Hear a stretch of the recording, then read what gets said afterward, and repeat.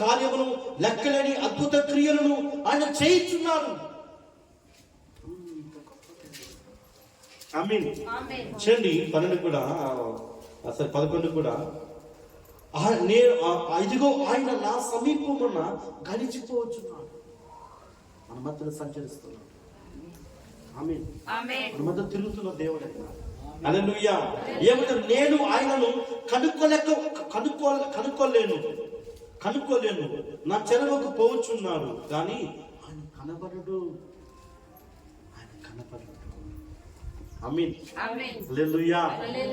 ఎవరు ఆయన? సృష్టికి మూలం, మహావివేకి, అధిక సంపన్నుడు, మహోన్నతుడు, సర్వోన్నతుడు, జీవకైన వాడు, ఆయన మహాదేవుడు, ఆది అంతం, మొదటివాడు, కడపటివాడు, ఉన్నవాడు, అనువాడు, అబ్రహాము దేవుడు, ఇస్సాకు దేవుడు, యాకోబు దేవుడు, ఇశ్రాయేలు దేవుడు, సర్వము మూలముకు సృష్టి, సర్వోన్నతమై ఉన్న, సర్వాంతమై ఉన్న ఒకే దేవుడు, ఆయనే ప్రభు,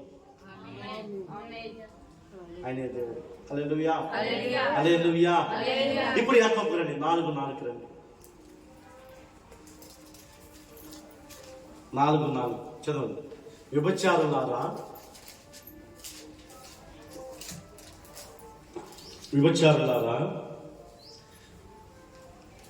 ఎవరంటున్నాడు? వ్యభిచారులారని ఎవరంటున్నాడు? ప్రియులారా, ఎవరంటున్నాడు?